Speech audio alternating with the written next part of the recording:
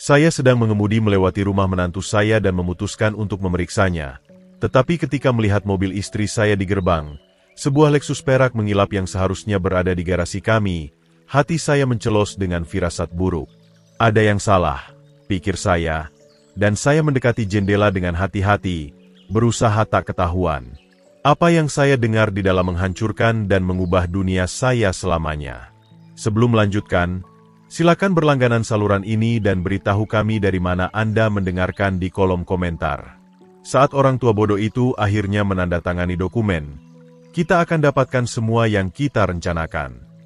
Suara Wulan mengalir melalui jendela yang setengah terbuka seperti racun di pembuluh darah saya. Saya duduk membeku di mobil di luar rumah Anita. Kunci masih bergoyang di kunci kontak.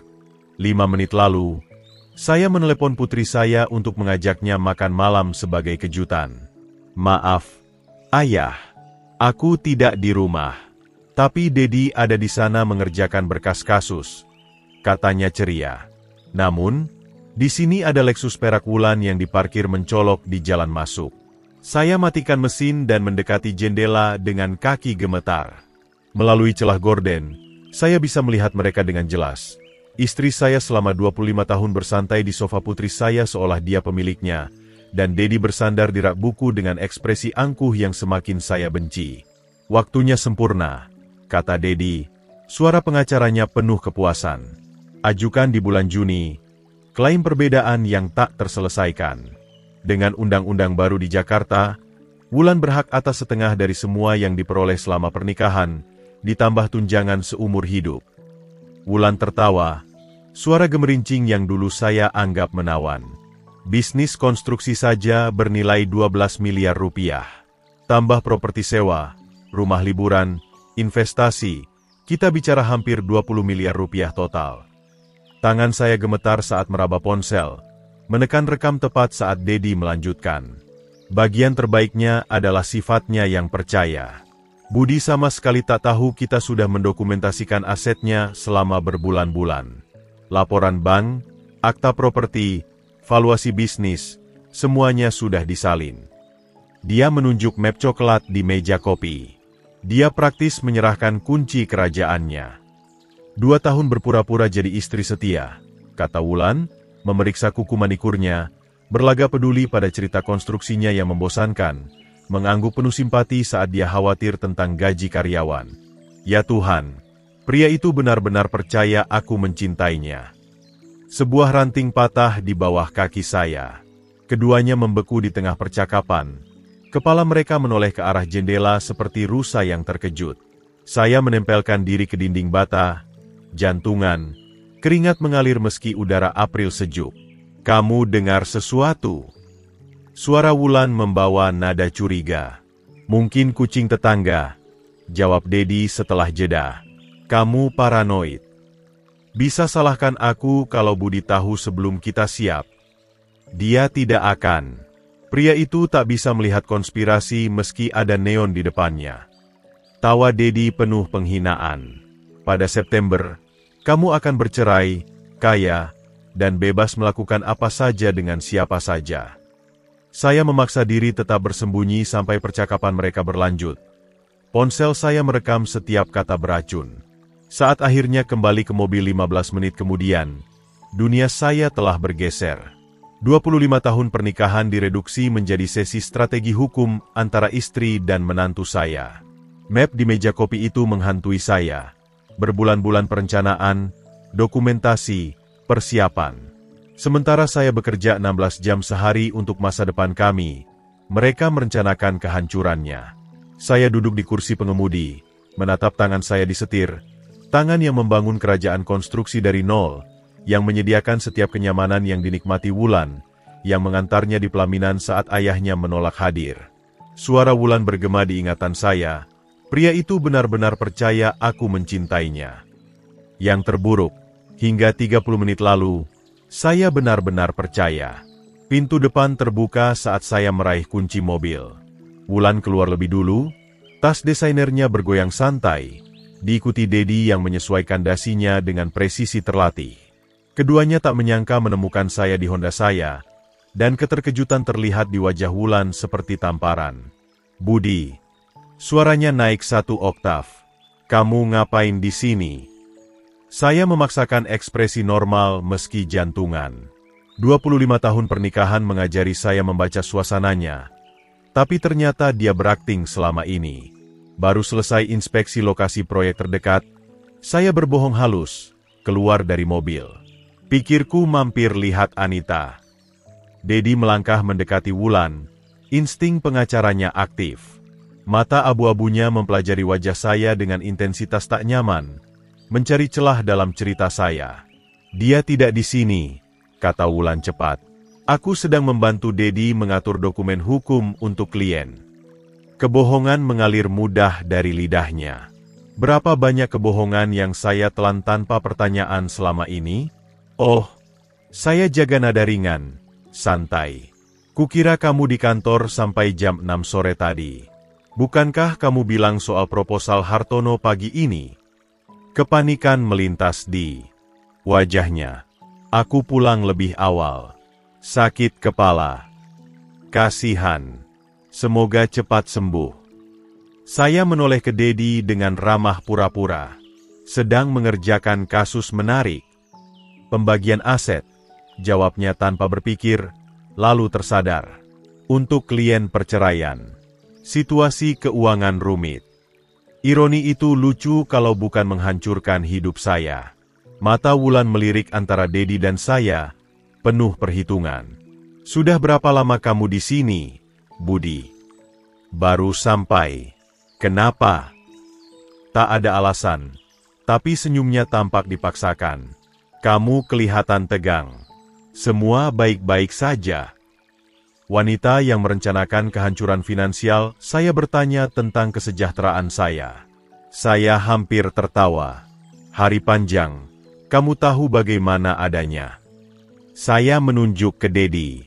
Jangan biarkan aku mengganggu sesi kerjamu. Kami baru selesai, kata Dedi, tangannya dengan posesif di punggung bawah Wulan. Gerakan itu tampak otomatis, intim. Sejak kapan itu terjadi? Waktu yang tepat, kalau begitu. Saya mengeluarkan ponsel untuk memeriksa waktu, memastikan mereka melihat perangkat itu. Tak ada reaksi, tapi saya menangkap mata Dedi tertuju pada layar. Aku harus pulang. Makan malam tak masak sendiri. Tawa Wulan terdengar dipaksakan. Aku segera menyusul. Hanya perlu menyelesaikan beberapa hal di sini. Santai saja. Saya membuka pintu mobil, lalu berhenti seolah teringat sesuatu. Oh, Wulan, kantor dokter Pratama menelepon soal jadwal ulang pemeriksaanmu. Ada konflik dengan jadwal kerjamu. Wajahnya kosong sejenak, ekspresi seseorang yang kebohongannya terbongkar. Lalu dia pulih dengan cepat. Pasti ada kekeliruan. Aku telepon nanti. Tak masalah. Hal-hal begini memang terjadi. Saya masuk ke kursi pengemudi, jantungan. Sampai jumpa nanti. Saat mundur dari jalan masuk, saya melihat mereka di kaca spion. Mereka berdiri membeku sampai mobil saya hilang di tikungan. Lalu segera mendekat, kepala mereka menunduk dalam percakapan mendesak. Tarian 3 arah dari penipuan selesai. Mereka curiga saya mungkin mendengar sesuatu. Saya tahu mereka merencanakan menghancurkan saya, dan kita semua berpura-pura semuanya normal. Wulan akan pulang terpisah, bersenjata dengan penjelasan untuk kepulangannya lebih awal dari kerja dan keberadaannya di rumah Dedi. Dia mungkin sudah punya selusin alasan masuk akal saat masuk pintu depan kami, tapi dia tak tahu soal rekaman di ponsel saya. 43 menit audio jernih yang akan mengubah segalanya. Saya masuk ke lalu lintas. Tangan mantap disetir untuk pertama kalinya dalam 1 jam. Kejutan itu memudar. Digantikan sesuatu yang lebih dingin, lebih terfokus. Mereka pikir mereka bermain catur dengan pemain dam. Mereka akan segera tahu kesalahan mereka. Perjalanan 15 menit ke rumah berlalu dalam kabur lampu lalu lintas dan memori otot. Honda saya masuk ke jalan masuk melingkar tanpa sadar. Melewati taman yang terawat, yang Wulan bersikeras diserahkan pada orang lain. Melewati air mancur yang dia pesan untuk ulang tahun pernikahan ke-20 kami. Saya duduk di mobil beberapa menit. Menatap rumah yang saya bangun dengan tangan saya sendiri pada 1995. Setiap papan, setiap paku, setiap detail dirancang sebagai surat cinta untuk wanita yang kini merencanakan mencurinya dari saya. Pintu depan terbuka ke keheningan yang terasa berbeda, bukan damai, tapi hampa. Kehadiran Wulan selalu mengisi ruangan-ruangan ini dengan cerita tentang harinya, keluhan tentang tetangga, antusiasme atas pembelian baru. Kini saya bertanya-tanya berapa banyak itu akting. Foto pernikahan di perapian menarik perhatian saya lebih dulu. 15 Desember 1987, Wulan dalam sutra gading, saya canggung dalam tuxedo sewaan. Keduanya bersinar dengan apa yang saya kira kebahagiaan sejati. Dia 22 tahun, bekerja sebagai sekretaris di Hartono dan Rekan di pusat kota. Saya 37 tahun. Bisnis konstruksi saya akhirnya menghasilkan keuntungan nyata setelah 10 tahun kerja 12 jam sehari dan makan mie instan. Kami bertemu di pesta Natal perusahaan itu. Hartono adalah klien saya. Saya merenovasi kantor mereka musim semi sebelumnya. Wulan tertawa pada lelucon buruk saya tentang mixer beton. Suara seperti lonceng perak yang membuat dada saya sesak oleh kerinduan tak terduga. Saat saya ajak makan malam, dia tersipu dan bilangnya begitu cepat. Saya bertanya-tanya apakah dia menunggu saya mengajaknya. Kencan pertama kami di restoran Italia Romano berlangsung hingga tengah malam. Dia mendengarkan dengan minat tulus saat saya ceritakan impian membangun sesuatu yang abadi, yang akan hidup lebih lama dari kami berdua. Matanya berbinar saat saya bicara tentang rumah-rumah yang ingin saya ciptakan, keluarga-keluarga yang ingin saya lindungi. Kamu bukan cuma membangun struktur, katanya, meraih tangan saya di meja. Kamu membangun rumah. Saya melamar 6 bulan kemudian. Di meja dapur ada kartu ulang tahun pernikahan ke-25 kami dari Desember lalu. Tulisan tangan Wulan masih elegan dengan tinta biru. Untuk suamiku tercinta, terima kasih telah mewujudkan semua mimpiku. Untuk 25 tahun kebahagiaan lagi. Dengan cinta, Wulan. Semua cintanya. Frasa itu kini terasa pahit. Saya pindah ke ruang tamu. Tempat foto bayi Anita berjejer di rak built-in yang saya buat saat Wulan hamil. 8 Juni 1995, hari putri kami lahir. Wulan, kelelahan tapi bercahaya, memegang keajaiban berwajah merah kami seperti diciptakan untuk jadi ibu. Tahun-tahun pertama itu adalah yang paling bahagia dalam hidup saya. Wulan mencurahkan diri menjadi ibu dengan intensitas yang sama seperti saat merencanakan pernikahan kami. Rapat orang tua guru, pertandingan sepak bola, pesta ulang tahun dengan tema rumit. Dia mendokumentasikan setiap momen dengan kebanggaan keibuan yang sengit. Kamu ayah terbaik di dunia, katanya malam saat Anita lulus SMA. Air mata mengalir di wajahnya saat kami melihat putri kami menerima ijazah. Dia akan melakukan hal-hal luar biasa karena fondasi yang kamu berikan. Fondasi yang saya berikan, bukan kami. Apakah retakan sudah terlihat saat itu? Saya tenggelam di kursi malas kulit, yang selalu dikeluhkan Wulan terlalu jelek untuk ruang tamu formal, dan membiarkan kenangan membanjiri. Pelayaran ulang tahun ke-10 kami ke Bali, Wulan benar-benar terpesona oleh pantai dan satwa liar. Wisuda kuliah Anita, kami semua menangis saat dia melintasi panggung dengan gelar psikologinya. Pagi Natal penuh tawa dan kekacauan, Wulan bersikeras pada dekorasi rumit yang butuh minggu untuk dipasang dan sehari untuk dibongkar. Kapan rasa syukur berubah jadi hak? Kapan terima kasih atas kehidupan ini? Jadi, kami pantas lebih banyak? Rekaman di ponsel saya punya jawabannya. Wulan tak mencintai saya selama bertahun-tahun, mungkin puluhan tahun.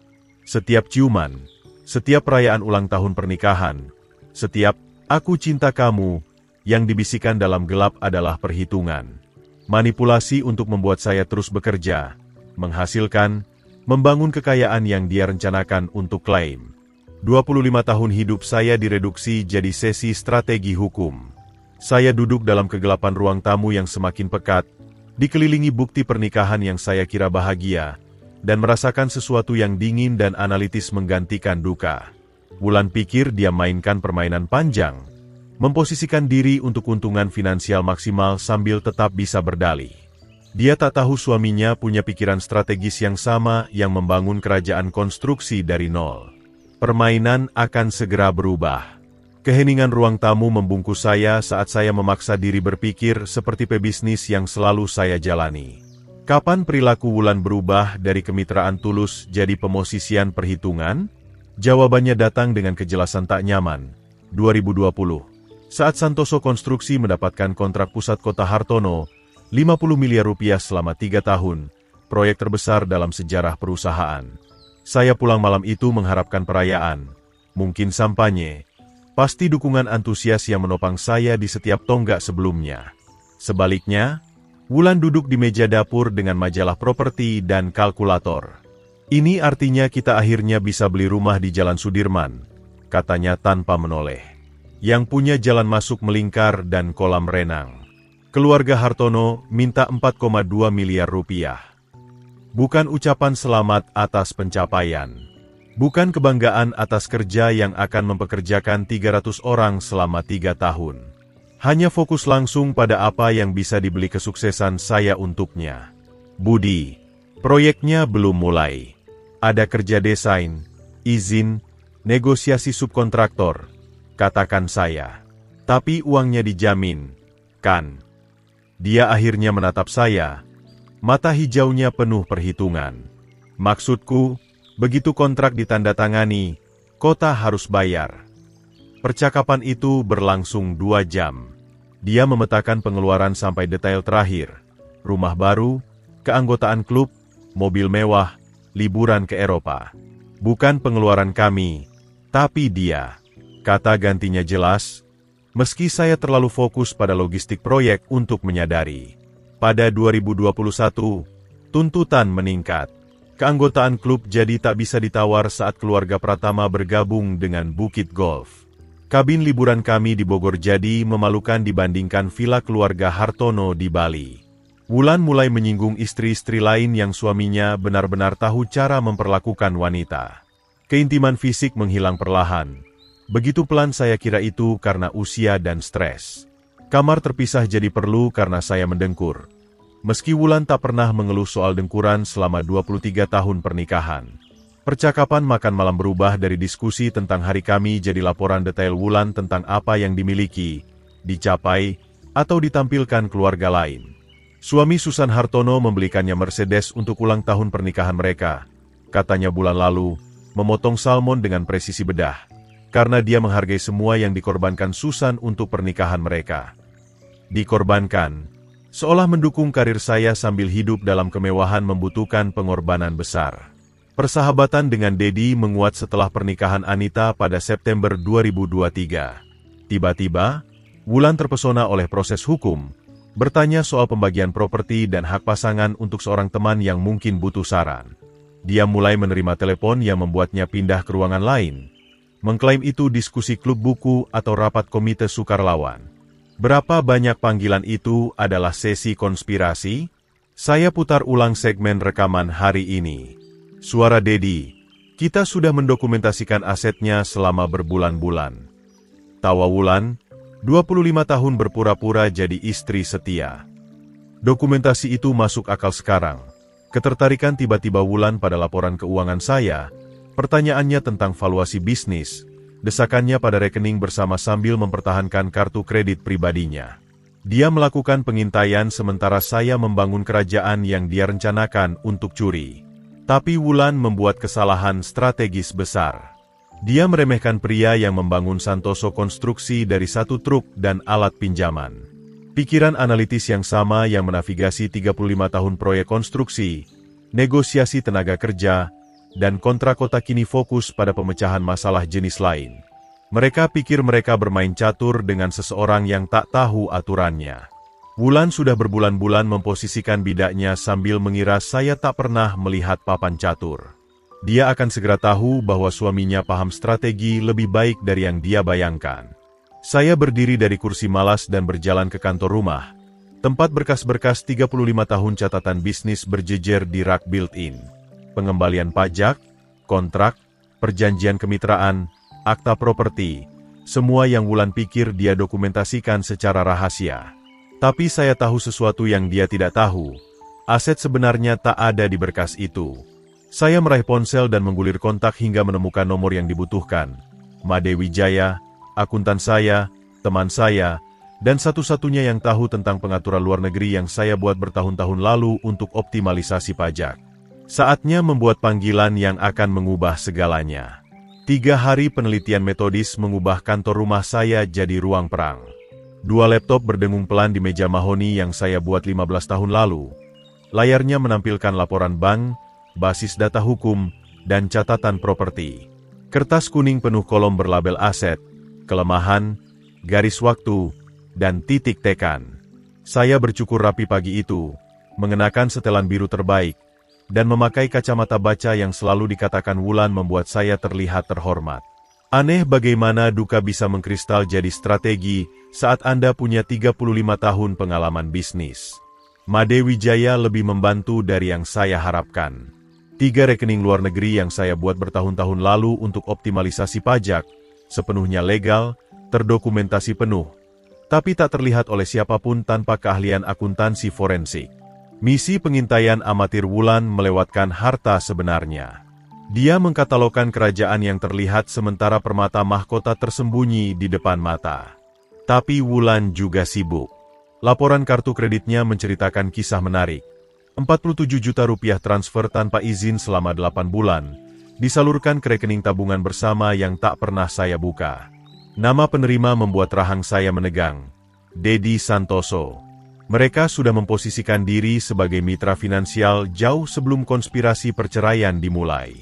Makan siang mewah di Bukit Golf, perawatan spa Rp300.000, pembelian pakaian desainer yang bertepatan dengan pertemuan klub bukunya. Setiap pengeluaran menggambarkan seorang wanita yang bersiap untuk kehidupan berbeda. Tas tangan 500 juta rupiah yang dia beli Selasa lalu terasa ironis, mengingat dia mengeluh tentang biaya belanja pagi itu. Kelemahan Dedi lebih terang. Kontak industri konstruksi saya murah hati dengan informasi tentang pengacara paling ambisius di Jakarta. Pria yang berencana mencuri kekayaan saya tenggelam dalam utang. 180 juta rupiah pinjaman mahasiswa, sewa kantor 8,5 juta rupiah per bulan yang dipilih demi citra, dan reputasi yang tumbuh karena memotong sudut etika saat jadwal pembayaran ketat. Dedi pengacara cerdas, kata Joko Hartono dari Hartono Beton saat kami minum kopi. Tapi dia punya selera sampanye dengan anggaran bir. Berutang 25 juta rupiah total pada 3 subkontraktor saya.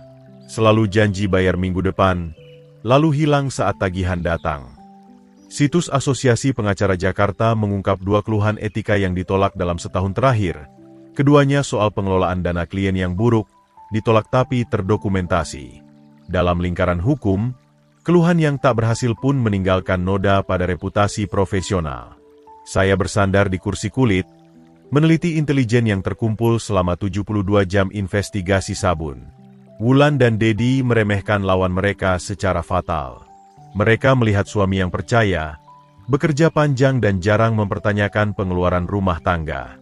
Mereka gagal mengenali pikiran analitis yang membangun Santoso Konstruksi dari 1 truk jadi perusahaan 12 miliar rupiah. Telepon berdering, mengagetkan saya dari lamunan strategis. Nama Anita muncul di layar. Hai, sayang. Saya jaga suara hangat, normal. Hari kamu bagaimana? Ayah. Aku perlu tanya sesuatu. Nada suaranya membawa netralitas hati-hati yang dia gunakan pada pasien bermasalah. Apa semua baik-baik saja antara ayah dan ibu akhir-akhir ini? Ada ketegangan aneh setiap kali aku bersama kalian berdua. Tangan saya mengencang di ponsel. Seberapa banyak yang dia tahu? Seberapa banyak yang Dedi ceritakan tentang konspirasi mereka? Apa yang membuatmu bertanya? Hal-hal kecil. Ibu kelihatan stres soal uang, yang aneh karena bisnis sedang bagus. Dan Dedi terus tanya soal struktur perusahaan ayah, seperti bagaimana kemitraan bekerja dan siapa mengontrol aset apa. Dia berhenti. Rasanya mereka mencari informasi, tapi aku tak tahu kenapa. Mencari informasi. Pelatihan psikologi putri saya mendeteksi perilaku predator yang Wulan dan Dedi pikir sudah mereka sembunyikan. Mungkin cuma penasaran soal dunia bisnis.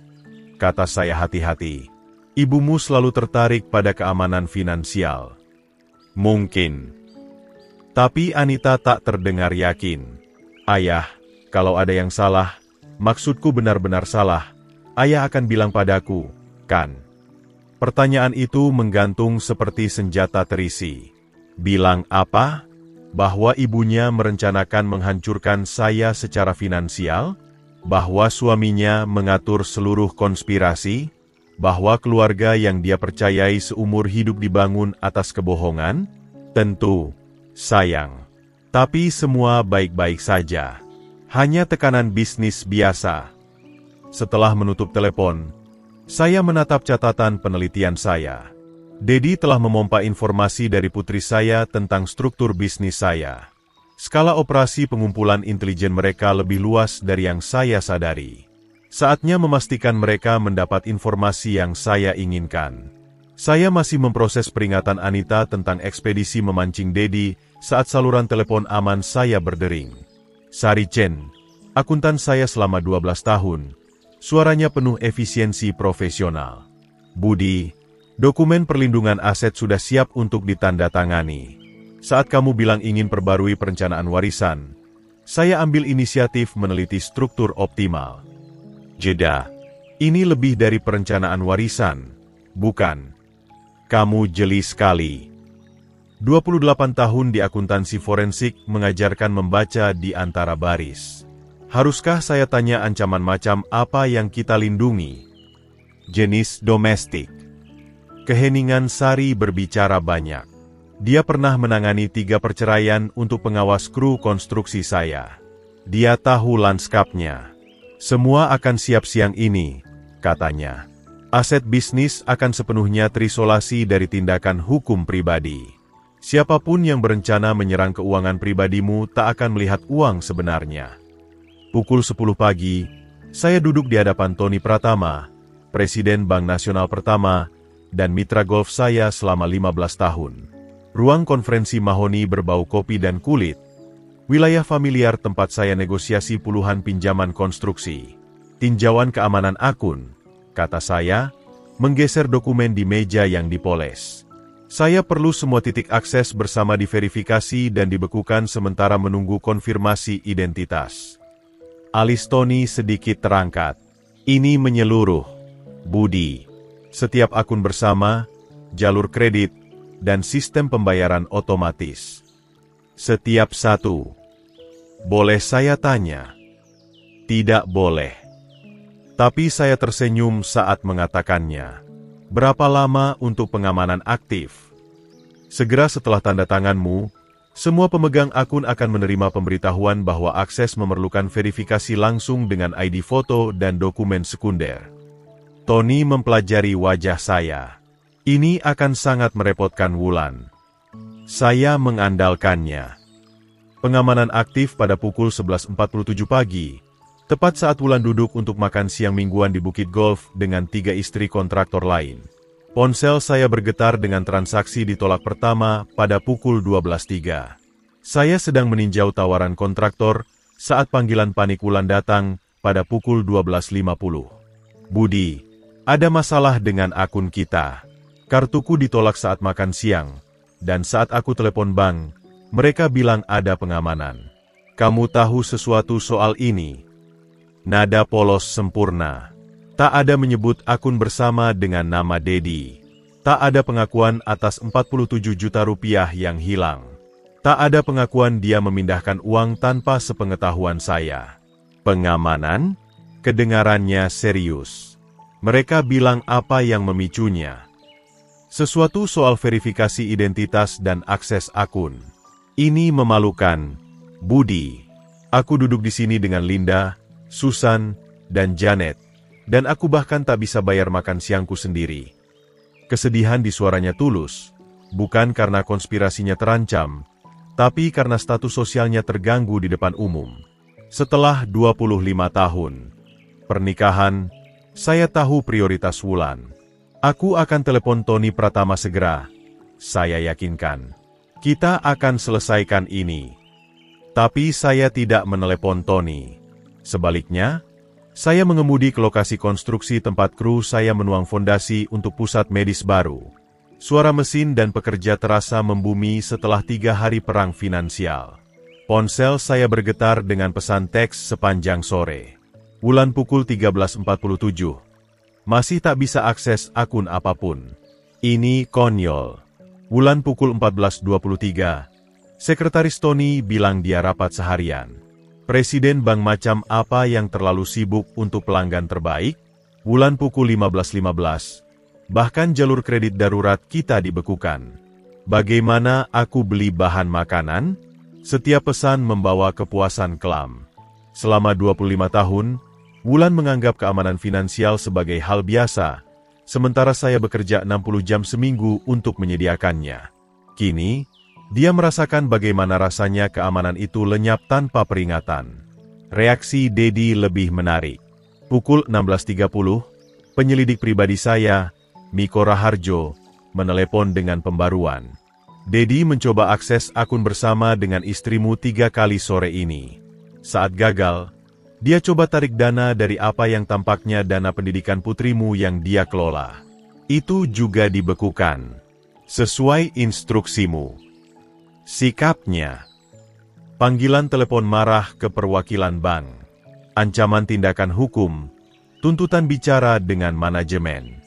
Pengacara yang terlalu percaya diri menemukan pengaruhnya menguap. Pukul 18, saya di rumah meninjau medan perang finansial hari itu dari kantor. Setiap akun bersama dibekukan, setiap jalur kredit bersama ditangguhkan, setiap sistem pembayaran otomatis butuh otorisasi pribadi saya. Akses Wulan ke kekayaan 25 tahun direduksi jadi uang tunai di dompetnya. Tindakan keamanan itu sepenuhnya legal. Seorang suami melindungi aset perkawinan menunggu tinjauan perencanaan warisan. Tony Pratama akan mengkonfirmasi bahwa protokol perbankan standar diikuti dengan presisi. Tapi Wulan dan Dedi akan paham pesannya dengan sempurna. Pria yang mereka rencanakan untuk serang secara finansial tak lagi bermain bertahan. Ponsel saya berdering pukul 18.47. Nomor Wulan. Tapi suara yang menjawab kini akan putus asa, bukan manipulatif. Saatnya melihat seberapa cepat konspirator berbalik menyerang satu sama lain saat rencana mereka mulai runtuh. Penjaga keamanan malam di kantor Dedi dan rekan hampir tak menoleh saat Wulan bergegas melintasi lobi pada pukul 19.15. Hak sepatunya berderit panik di lantai marmer. Saya tahu ini karena Miko Raharjo memposisikan diri di kedai kopi seberang jalan dengan pandangan jelas ke pintu masuk gedung. Panggilan panik Wulan dari jalan masuk kami. Dedi, kita harus bicara sekarang. Ada yang sangat salah. Cukup keras hingga tetangga sebelah mendengar. Wulan tak lagi peduli pada kebijaksanaan. Di lantai 14, kantor sudut Dedi bercahaya dengan intensitas sesi darurat. Melalui jendelanya, siapapun dengan teropong bisa melihat 2 sosok membungkuk di meja konferensi penuh dokumen. Bahasa tubuh mereka berteriak, manajemen krisis. Budi tahu sesuatu dan dia memotong semua akses. Suara Wulan terdengar melalui sistem ventilasi gedung yang tua ke kantor akuntansi sebelah, tempat kontak Miko punya kantor. Aku bahkan tak bisa beli bensin untuk mobilku. Tanggapan Dedi tajam, profesional, nada litigasinya aktif. Waktunya bukan kebetulan. 3 hari lalu, kamu bilang dia muncul tak terduga di rumah Anita tepat saat kita diskusi strategi. Dia pasti dengar sesuatu. Seberapa banyak yang bisa dia dengar? Cukup untuk paham kita bukan main-main. Kertas-kertas berdesir saat Dedi meninjau dokumen. Wulan, kita harus asumsikan dia merekam percakapan kita. Semua yang kita bilang soal aset, garis waktu, strategi, semua berpotensi terekam. Keheningan yang mengikuti berbicara banyak. 2 konspirator menyadari korban mereka beberapa langkah di depan sementara mereka mengira diri mereka cerdas. Apa yang kita lakukan? Suara Wulan kehilangan kepercayaan dirinya. Kita percepat semuanya. Tak ada pendekatan bertahap lagi. Tak ada pemosisian hati-hati. Senin pagi, saya ajukan proses perceraian darurat dengan tunjangan langsung. Kita klaim Budi melakukan pelecehan finansial dengan membatasi aksesmu ke aset perkawinan. Pelecehan finansial. Nada Wulan menajam dengan minat. Itu kedengarannya kuat secara hukum. Dedi melanjutkan, Kita gambarkan dia sebagai suami pengontrol yang pakai uang untuk manipulasi dan intimidasi. Akun yang dibekukan jadi bukti pola kasarnya, bukan strategi bertahan. Kertas-kertas berdesir lagi, suara pikiran ilegal beralih ke mode serang penuh. Aku butuh kamu dokumentasikan kasus pelecehan emosional, kontrol finansial, taktik intimidasi. Pikirkan kembali pernikahanmu. Kapanpun Budi buat keputusan finansial tanpa konsultasi, kapanpun dia pertanyakan pengeluaranmu, kapanpun dia pakai uang untuk pengaruhi perilakumu. Itu akan sulit. Budi tak pernah pengontrol soal uang. Kalau apa, dia terlalu dermawan. Maka kita ubah kemurahan hati jadi manipulasi. Pemberiannya padamu jadi bukti dia ciptakan ketergantungan finansial untuk kontrol. Setiap hadiah, kemewahan, pilihan gaya hidup nyaman jadi bukti strategi isolasinya. Keberanian menakjubkan dari rencana mereka mengesankan dalam cakupannya. Mereka berencana mempersenjatai 25 tahun dedikasi dan kemurahan hati Budi, memutar setiap tindakan cinta jadi bukti pelecehan. Bagaimana dengan Anita? Tanya Wulan. Dia tak akan otomatis berpihak padaku. Pelatihan psikologinya membuatnya skeptis pada segalanya. Itu sempurna. Suara Dedi membawa kepuasan pria yang menemukan argumen penutup. Keraguan Anita mendukungmu langsung jadi bukti betapa Budi memanipulasi dinamika keluarga. Kita posisikan pelatihan psikologinya sebagai sesuatu yang Budi eksploitasi untuk memisahkan putrinya dari kebutuhan emosional ibunya. Kamu ingin jadikan putriku saksi melawan ayahnya. Aku ingin selamatkan masa depan finansialmu, Wulan. Pelatihan profesional Anita berarti kesaksiannya punya bobot ekstra. Jika dia tunjukkan kekhawatiran tentang dinamika keluarga, kita bingkai sebagai opini psikologi ahli, mengkonfirmasi pola manipulatif Budi. Rencananya elegan dalam kejahatan menyeluruhnya. Ubah skeptisisme profesional putri jadi bukti melawan ayah, ubah setiap tindakan cinta jadi manipulasi, ubah perlindungan finansial defensif jadi bukti pelecehan. Senin pagi, lanjut Dedi, saya ajukan perintah penahanan darurat untuk cegah pergerakan aset lebih lanjut, tunjangan langsung 15 juta rupiah per bulan, dan hunian eksklusif sementara di rumah perkawinan. Pada Rabu, kita akan gambarkan dia sebagai suami kasar yang butuh pengawasan pengadilan untuk cegah intimidasi finansial lebih lanjut. Dan jika dia melawan, kita eskalasi. Tuduhan pelecehan jika dia hubungi kamu langsung. Tuduhan penguntitan jika dia selidiki aktivitas kita, klaim pelecehan emosional jika dia pertanyakan tuduhan kita. Suara Dedi membawa kepuasan dingin. Keindahan hukum pelecehan domestik adalah penyangkalan jadi bukti kesalahan. Semakin keras dia melawan, semakin pengontrol dia terlihat. Tawa Wulan tak punya kehangatan.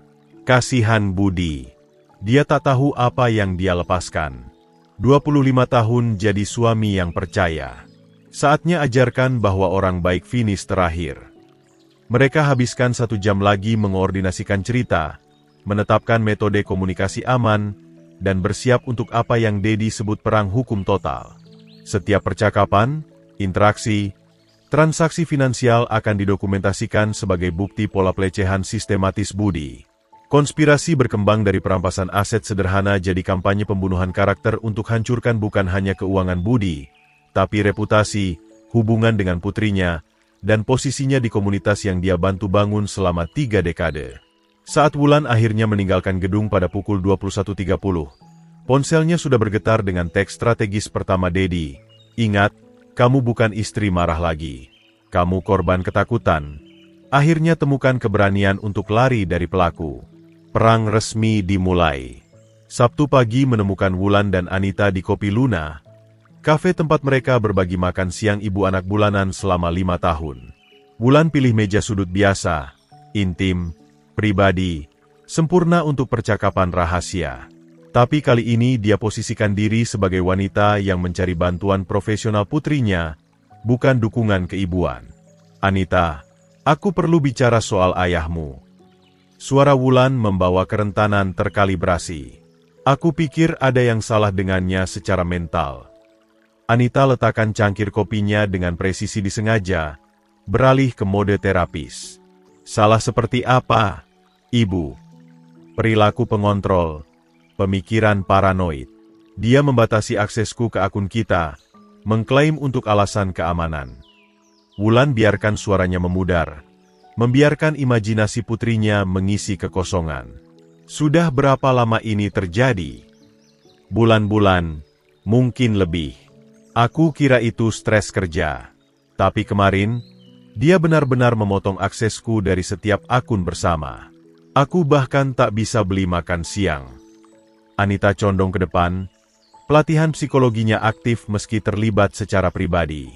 Ibu, kontrol finansial bisa jadi bentuk pelecehan domestik, tapi juga bisa jadi manajemen finansial sah selama transisi bisnis atau masalah hukum.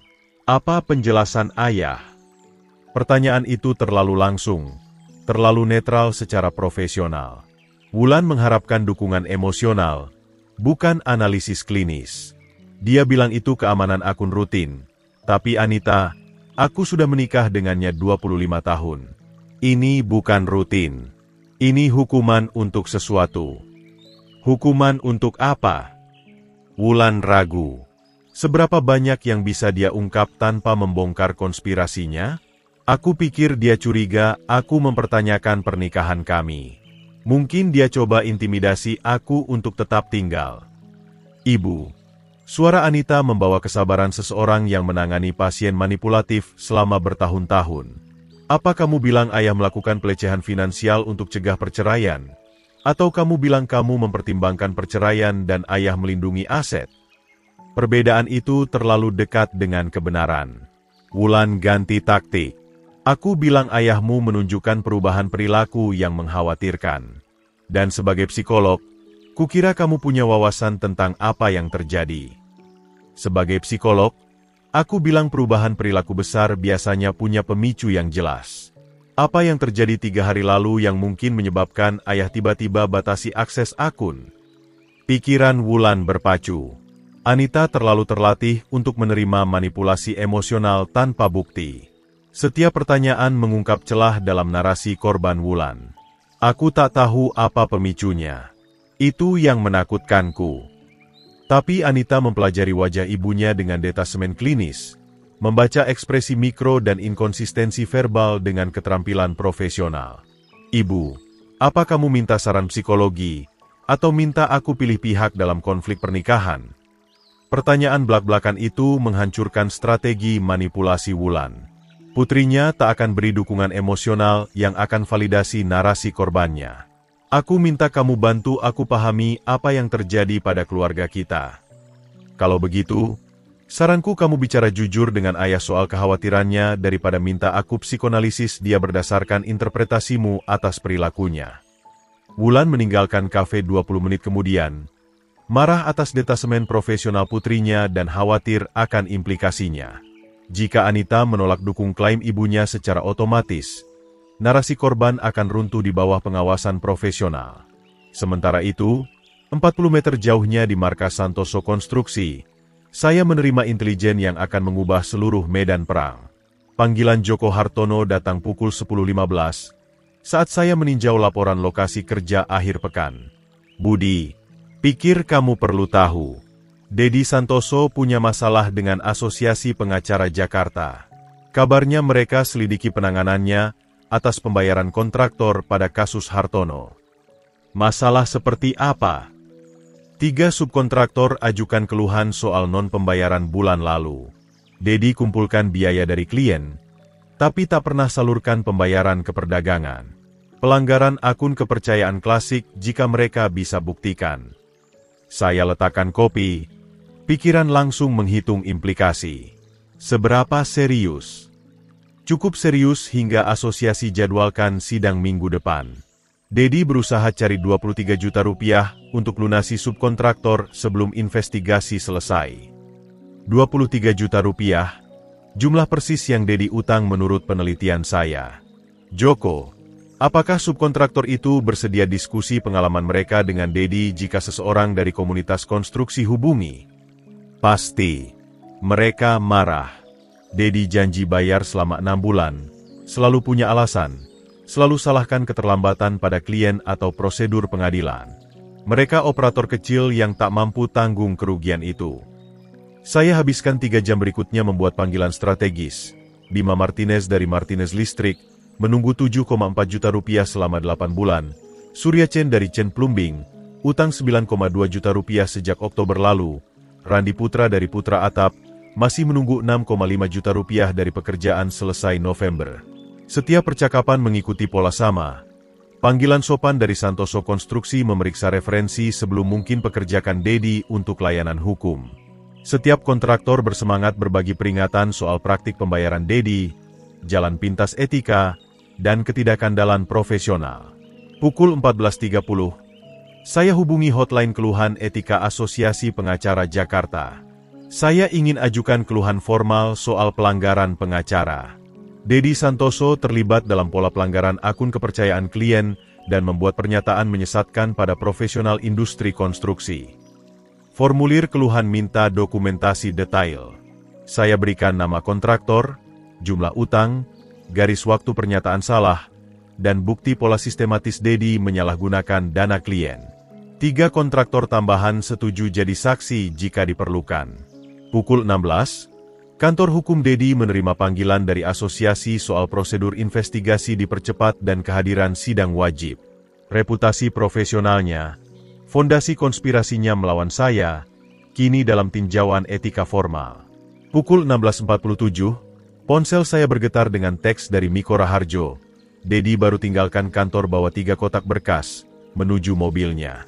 Ingin aku ikuti? Tak perlu, balas saya. Aku tahu persis kemana dia pergi. Dedi akan mengemudi langsung ke Wulan. Panik mengesampingkan kewaspadaannya. Konspirasi yang dimulai dengan percaya diri dan perencanaan hati-hati kini jadi perebutan putus asa untuk bertahan. Biarkan mereka panik. Biarkan mereka buat kesalahan. Perang sebenarnya baru dimulai. 2 hari krisis profesional memberi Anita waktu untuk memproses semua yang dia pelajari. Perjalanan ke markas Santoso Konstruksi terasa seperti menuju perhitungan yang dia hindari sepanjang hidup dewasanya. Gedung kantor saya berdiri kokoh melawan langit April, bata, baja, dan pengerjaan jujur. Semua yang pura-pura diwujudkan menara kaca Dedi. Sari, sekretaris saya selama 8 tahun, menyapa Anita dengan kehangatan yang disediakan untuk anggota keluarga yang benar-benar muncul di lokasi kerja dan piknik perusahaan. Dia menunggumu. Sayang, langsung masuk. Saya berdiri saat dia masuk, membaca bahasa tubuhnya dengan perhatian yang saya pelajari dari mengamati suasana Wulan selama 25 tahun. Tapi Anita membawa diri berbeda. Postur profesional, jarak klinis, sikap seseorang yang membuat keputusan sulit. Ayah, kita perlu bicara soal apa yang terjadi antara ayah dan ibu. Suaranya membawa netralitas hati-hati yang dia gunakan pada pasien bermasalah. Aku habiskan 2 hari menganalisis situasi dan aku perlu pahami perspektif ayah. Apa yang ibumu bilang padamu? Bahwa ayah menunjukkan perilaku pengontrol, manipulasi finansial, mungkin pelecehan emosional. Dia duduk di depan meja saya, tangan terlipat rapi. Dia ingin aku dukung narasi korbannya pakai kredensial profesionalku. Bahasa klinis itu mengagetkan dari putri saya, tapi saya kenali strateginya, menjaga jarak emosional untuk menilai fakta secara objektif. Dan kamu pikir apa? Aku pikir ibu coba manipulasi aku sama seperti dia ternyata manipulasi ayah. Mata hijau Anita, begitu mirip Wulan tapi lebih jernih, mempelajari wajah saya. Tunjukkan buktinya, ayah. Aku perlu dengar apa yang ayah dengar. Saya ragu. Begitu memutar rekaman itu, tak ada lagi melindungi dia dari kebenaran tentang ibu dan suaminya. Tapi Anita 30 tahun, psikolog berlisensi, mampu tangani realitas. Saya tekan putar di ponsel. Suara Wulan memenuhi kantor. Saat orang tua bodoh itu akhirnya tanda tangani dokumen, kita akan dapatkan semua yang kita rencanakan. Ekspresi Anita tak berubah selama menit pertama. Detasemen profesional bertahan saat dia dengar ibunya mengejek 25 tahun pernikahan, dengar Dedi menghitung strategi hukum untuk kerusakan finansial maksimal, menyerap diskusi dingin mereka soal garis waktu dan pembagian aset. Tapi saat Wulan bilang, 25 tahun berpura-pura jadi istri setia, ketenangan Anita retak sedikit. Tangannya mengepal sekali lalu rileks. Rekaman selesai. Keheningan membentang seperti jembatan yang tak ingin kami lintasi lebih dulu. Berapa lama ayah tahu? Tanyanya akhirnya. 6 hari. Aku dengar percakapan ini di rumahmu Selasa lalu. Dan ayah apa? Bangun strategi pertahanan sambil pura-pura semuanya normal. Kurang lebih. Dia bersandar, memproses. Ibu minta aku evaluasi keadaan mental ayah. Dia ingin aku beri opini profesional bahwa ayah tunjukkan pola kasar. Apa yang kamu bilang padanya? Bahwa aku tak bisa etis menilai seseorang tanpa evaluasi tepat. Bahwa klaimnya tampak tak konsisten dengan pola perilaku ayah yang sudah mapan. Suara Anita kini membawa nada marah. Dia coba pakai pelatihanku sebagai senjata. Ayah, melawan ayah dan standar profesional. Beratnya pengkhianatan. Bukan hanya milik saya tapi juga dia, mengendap di antara kami. Maaf kamu terseret ke ini, sayang. Aku tidak menyesal. Nadanya menajam dengan tekad. Aku senang tahu kebenaran. Pertanyaannya, apa yang terjadi sekarang? Saya pelajari wajah putri saya, melihat kekuatan yang saya bantu bangun, tapi kemandirian yang tak bisa saya kendalikan. Itu pilihanmu, Anita. Aku tak akan minta kamu pilih pihak. Aku sudah pilih. Dia berdiri. Keputusan dibuat. Aku pilih kebenaran daripada loyalitas keluarga. Aku pilih bukti daripada emosi. Dan aku pilih dukung orang tua yang tak coba manipulasi etika profesionalku. Rasa lega membanjiri, diikuti kekhawatiran. Bagaimana dengan Dedi? Apa dengannya? Suaranya dingin. Suamiku ikut konspirasi untuk hancurkan ayahku secara finansial sambil pakai praktik psikologiku sebagai kedok. Pernikahan itu selesai. Anita, ayah, aku tak buat keputusan ini dalam kemarahan. Aku buat berdasarkan penilaian karakter dan bukti perilaku. Dia bergerak ke pintu, lalu berhenti. Aku akan bersaksi jujur soal dinamika keluarga jika diperlukan. Tapi aku tak akan jadi senjata siapapun, termasuk ayah. Aku paham. Bagus, karena ada satu hal lagi yang perlu aku lakukan. Dia tinggalkan kantor saya dengan langkah teguh seseorang yang temukan kejelasan moral dalam situasi yang dirancang untuk menghancurkannya. 20 menit kemudian, dia akan masuk rumahnya sendiri untuk hadapi pria yang mengkhianati bukan hanya saya, tapi etika profesional yang dia bangun selama bertahun-tahun. Saya duduk sendirian di kantor, dikelilingi bukti 35 tahun kerja jujur, dan merasakan sesuatu yang tak saya alami sejak mimpi buruk ini dimulai. Harapan bahwa kebenaran mungkin benar-benar penting. Kunci Anita berputar di kunci pukul 19.30, dan ekspresi kaget Dedi menunjukkan dia tak harapkan istrinya pulang lebih awal. Dia terkapar di sofa ruang tamu kami, dokumen hukum berserakan di meja kopi, botol whisky setengah kosong dalam jangkauan. Kita perlu bicara, saya umumkan, meletakkan tas dengan presisi disengaja. Hari berat. Dia tak menoleh dari berkas kasus yang dia pura-pura tinjau. Deposisi Barito ditunda lagi. Aku tahu soal konspirasi, Dedi. Kepalanya terangkat. Topeng pengacara hati-hati lepas, menunjukkan keputusasaan di bawahnya. Konspirasi. Apa? Yang kamu dan ibuku rencanakan untuk hancurkan ayahku secara finansial sambil pakai kredensial psikologiku untuk dukung tuduhan pelecehan palsu. Saya tetap berdiri, mempertahankan keunggulan. Aku dengar rekamannya. Setiap kata. Dia letakkan gelas whisky dengan ketenangan berlebihan. Anita, kurasa kamu salah paham. 25 tahun berpura-pura jadi istri setia. Kerenal. Warna memudar dari wajahnya.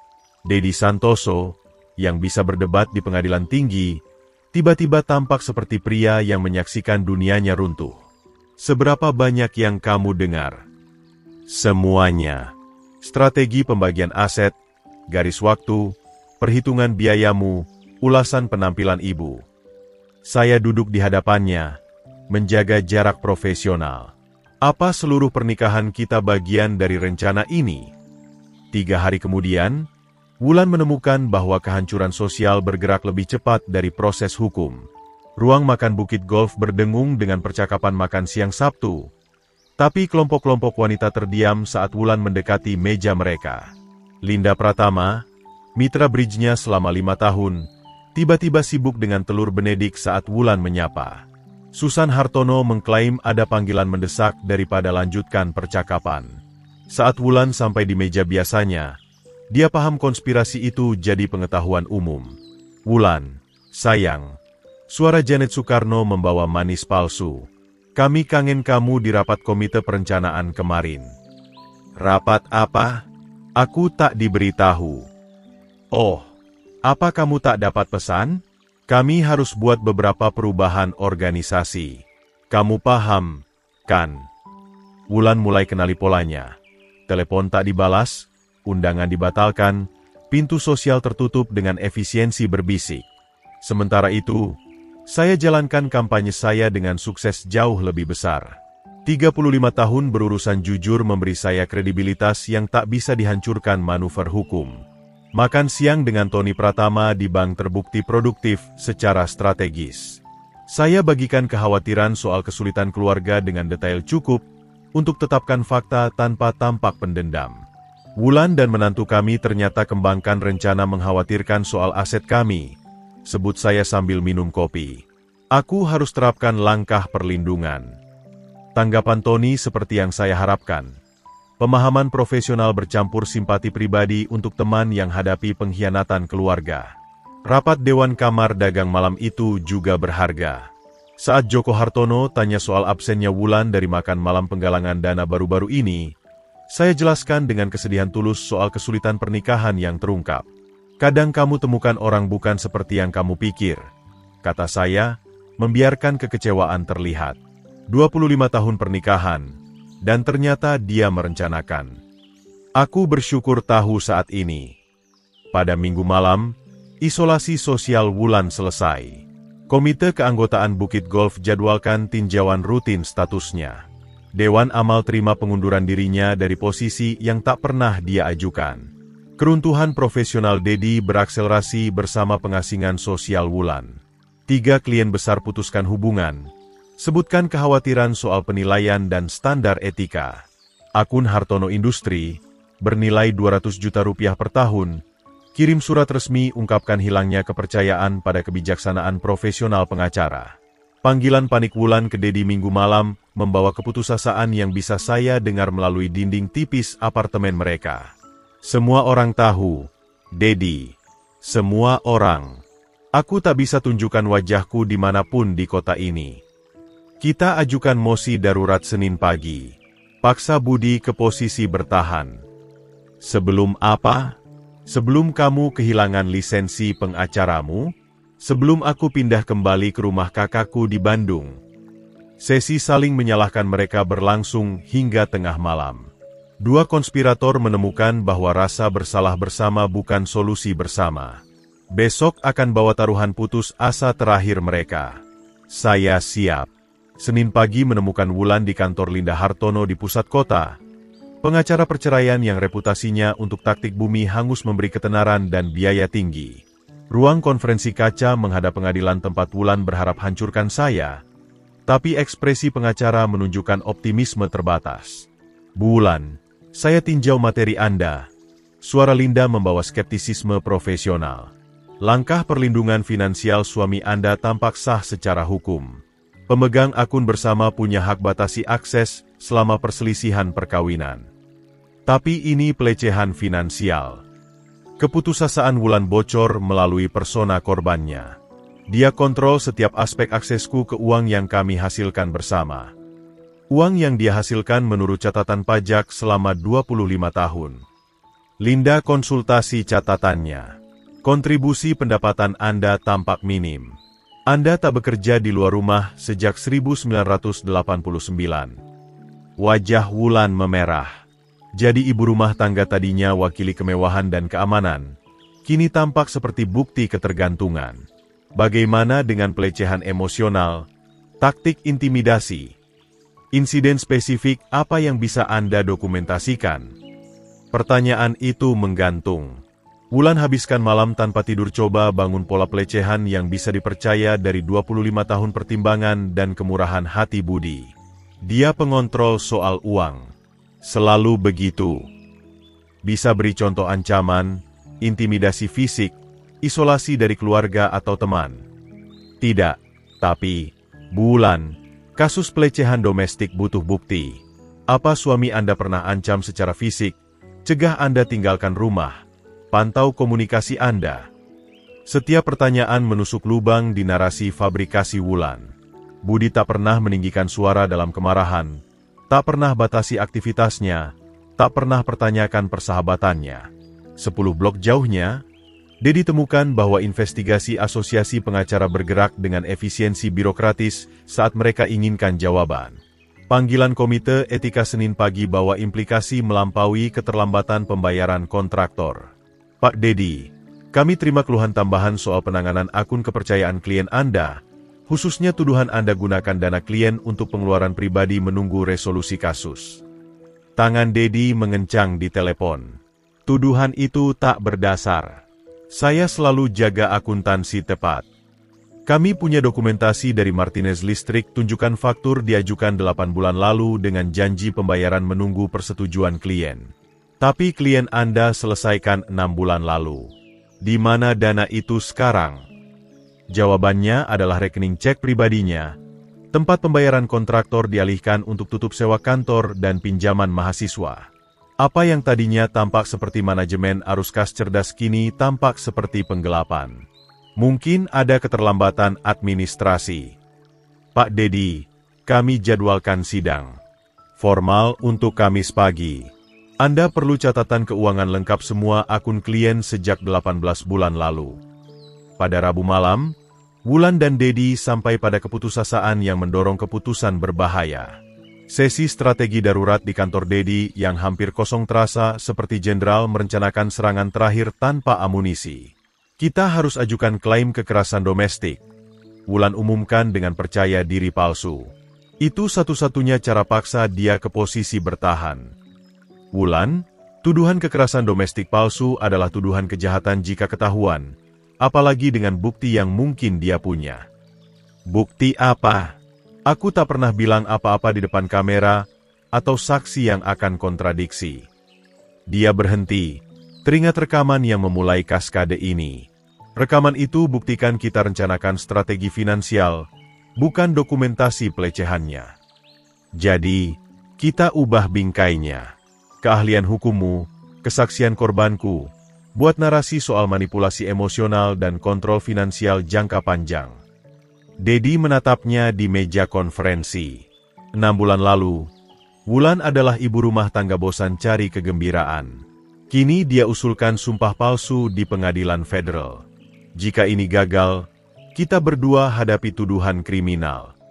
Jika kita tak coba, aku hadapi kemiskinan dan kamu hadapi pencabutan lisensi. Setidaknya dengan cara ini kita jatuh sambil berjuang. Sidang perintah penahanan Kamis pagi akan tentukan apakah taruhan terakhir mereka berhasil, atau apakah mereka hanya beri Budi lebih banyak bukti konspirasi. Keduanya tak sadar lawan mereka habiskan sepekan dokumentasikan setiap panggilan, setiap pertemuan putus asa, setiap kebohongan yang mereka ceritakan pada pengacara dan teman. Budi Santoso tak lagi hanya bela diri. Dia bangun kasus penuntutan. Pengadilan Kabupaten Jakarta terasa berbeda pada 1 Mei. Seolah 35 tahun reputasi jujur mengkristal jadi sesuatu nyata yang bisa saya bawa ke pertempuran. Hakim Putri Hartono memimpin pengadilan hubungan domestik dengan efisiensi tegas. Telah lihat setiap bentuk penipuan keluarga yang bisa dibayangkan. Wulan duduk di meja penggugat dengan Linda Hartono, kenakan pakaian sederhana korbannya, gaun konservatif, riasan minimal, sikap gugup yang mungkin tulus mengingat taruhannya. Bu Wulan, Hakim Hartono mulai meninjau petisi perintah penahanan darurat. Anda tuduh suami Anda terlibat dalam pelecehan finansial dan intimidasi. Bisa jelaskan insiden spesifik yang buat Anda takut akan keselamatan Anda? Suara Wulan gemetar dengan kerentanan terlatih. Yang mulia, selama berbulan-bulan suami saya batasi aksesku ke akun kami, pantau pengeluaran saya, ancam apa yang akan terjadi jika saya coba pergi. Ancaman seperti apa, Bu Wulan? Ancaman finansial. Bahwa aku akan ditinggalkan tanpa apa-apa. Bahwa dia akan gunakan koneksi bisnisnya untuk hancurkan reputasiku. Wulan berhenti untuk efek. Minggu lalu, dia potong total aksesku ke uang, bahkan untuk kebutuhan dasar. Saya lihat istri saya 25 tahun bersumpah palsu dengan percaya diri meningkat. Setiap kebohongan dibangun di atas yang sebelumnya. Ciptakan pelecehan fiktif dari pria yang habiskan dekade berikan setiap kenyamanan yang dia tuntut. Hakim Hartono menoleh ke pengacara saya, Joko Hartono. Apakah terdakwa ingin tanggapi? Joko berdiri dengan otoritas tenang. Diperoleh dari 30 tahun praktik hukum tanpa sumpah palsu. Yang mulia, kami punya bukti bahwa klaim Bu Wulan bukan hanya palsu, tapi bagian dari konspirasi sengaja untuk menipu terdakwa dari aset perkawinan. Itu tuduhan serius, pengacara. Kami punya rekaman audio Bu Wulan dan rekan konspiratornya, Dedi Santoso, rencanakan skenario ini 6 minggu lalu. Wajah Wulan memucat. Linda Hartono berbisik panik di telinga kliennya. Tapi pengendalian kerusakan tak mungkin saat seluruh kasus dibangun atas kebohongan. Saya ingin ajukan bukti A. Lanjut Joko, sambungkan ponselnya ke sistem audio ruang sidang. Suara Wulan memenuhi ruangan. Saat orang tua bodoh itu akhirnya tanda tangani dokumen, kita akan dapatkan semua yang kita rencanakan. Selama 43 menit, Hakim Hartono dengar konspirasi lengkap terungkap, ejekan Wulan atas pernikahan kami, strategi hukum Dedi untuk perebutan aset, rencana terhitung mereka untuk manipulasi kredensial psikologi Anita. Pria itu benar-benar percaya aku mencintainya.